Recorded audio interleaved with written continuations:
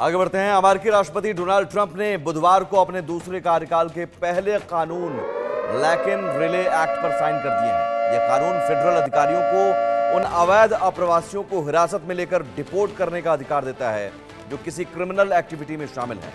Trump ने कहा कि उनकी सरकार अपराधी अवैध अप्रवासियों को क्यूबा के पास ग्वांतानामो बे जेल भेजने का प्लान बना रही है, जिस जेल को दुनिया की सबसे खतरनाक जेल माना जाता है। यहां 30,000 बेड तैयार करने के आदेश दिए गए हैं। आपको बता दें कि लैकिन रिले एक्ट का नाम जॉर्जिया की 22 साल की नर्सिंग स्टूडेंट रिले के नाम पर रखा गया है। पिछले साल वेनेजुएला के एक नागरिक ने रिले की हत्या कर दी थी।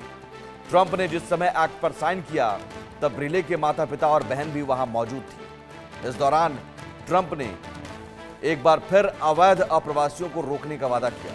उन्होंने कहा कि कुछ अवैध अप्रवासी तो ऐसे हैं जो डिपोर्ट करने के बाद शायद उनके देश में नहीं रहेंगे। हम नहीं चाहते हैं कि वे वापस आएं, इसलिए हम उन्हें ग्वांतानामो भेज देंगे। हमारे पास ग्वांतानामो में 30,000 बेड हैं, जहां सबसे खतरनाक विदेशी अपराधियों को रखा जा सकता है।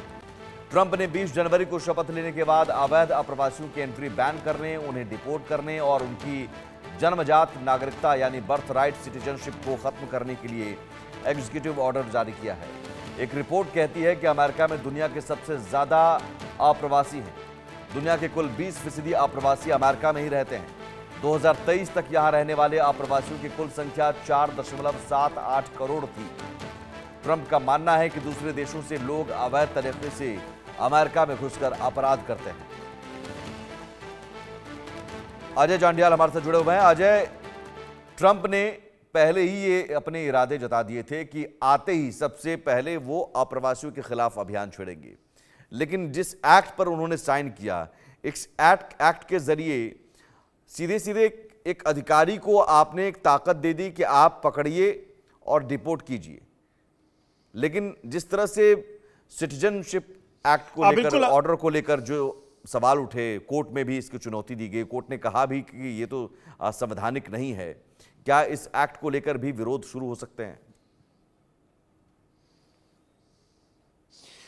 देखिए, लग नहीं रहा कि इस पर कोई विरोध हो सकता है कि और ट्रंप की तरफ से जिस तरीके से ये आदेश निकाला गया है, पारित किया गया है, उसका मतलब बड़ा साफ है कि कोई भी बाहरी जो नागरिक वहाँ पे अमेरिका में बसा हुआ है और उसके बाद वो किसी क्रूल क्रिमिनल एक्टिविटी को जो है अंजाम देता है तो उस पर कहीं ना कहीं कार्रवाई होनी चाहिए। ट्रंप ने जब खासतौर पे अगर आप देखें, जब वहाँ पे इस साइन किया है इस ऑर्डिनेंस को, तो उसमें उन्होंने कहा क्या, उन्होंने कहा कि ये जो है अमेरिका में रहने वाले उन लोगों की, अमेरिकन्स की जो है वो जान बचाएगा, क्योंकि ये जो कानून है ये बेहद ज़रूरी है।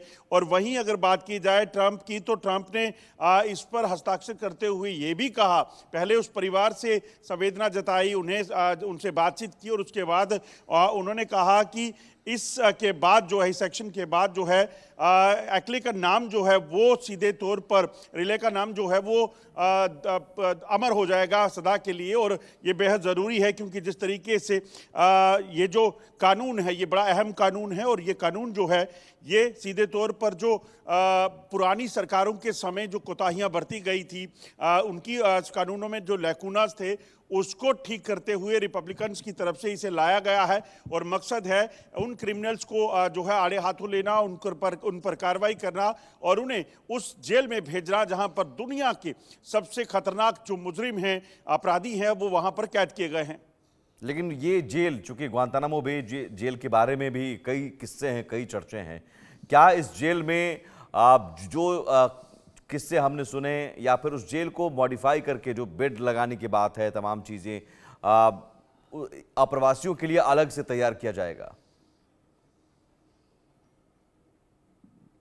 जी बिल्कुल, ये कहा गया है कि इस जेल को जो है वो अलग तरीके से तैयार किया जाएगा और इसमें ये कहा जा सकता है कि यातनाएं जो दी जाएंगी कैदियों को, अपराधियों को, वो बेहद खतरनाक होंगी और अप्रवासियों के लिए खासतौर पे इसको तैयार किया जा रहा है।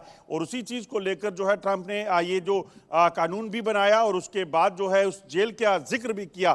तो कहीं ना कहीं जिस तरीके रिले के जो पेरेंट्स हैं उनको वहां पर लाकर, क्योंकि जिस तरीके से उसके साथ अत्याचार हुआ, रिले की हत्या की गई, उसके बाद ट्रंप के आने के बाद जो है तुरंत अभी कुछ ही दिन हुए हैं ट्रंप को जो है सत्ता संभाले हुए अमेरिका की, और उसके बाद इस तरह की जो उनकी जो कानून बनाया जाना और उनके द्वारा आदेश पारित करना, ये कहीं ना कहीं साफ है कि वो पहले से चीज़ों को प्लान कर चुके हैं।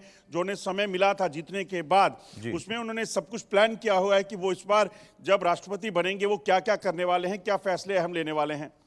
ठीक है, बहुत शुक्रिया अजय। यानी अप्रवासियों पर जो